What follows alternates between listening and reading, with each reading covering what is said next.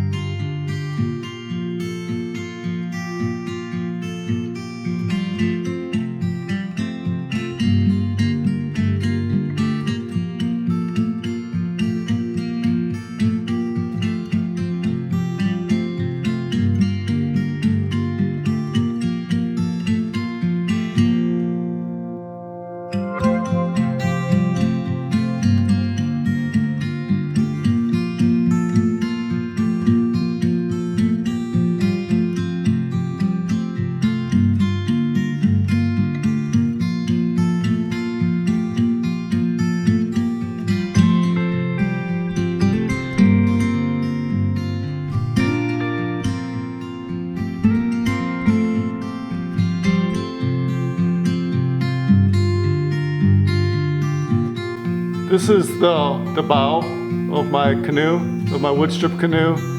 I built this all completely by myself with a little help from my brother, a little help from my dad also, but for the most part, the majority of the work, 95% of the work myself. On the very front, I have wood burning here, Lazy Lady, because that's the name of the boat, the canoe.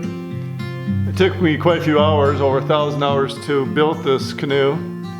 So I wanted to give a little special touch. Then another feature of the canoe are these hand cane seats. I actually caned these seats myself for this project.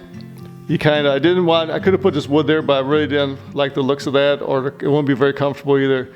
So I got a book, I bought some material, and I taught myself how to cane a seat, which, that's the nice thing about woodworking is it goes into other things too, and it kind of forces you to develop your talents and to learn new things.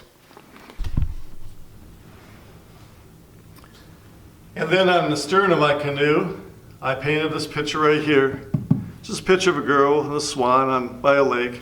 It's because it's Lazy Lady, so this is just a picture that I painted. And because you just want to do that extra little special touch when you spend a lot of hours making something like this. And like even here, here's the joints of the woods. There's 3 pieces of wood right here. And I did all that, and I don't have a joiner. So you can do this stuff. You can do a lot of good woodworking without buying a lot of expensive equipment.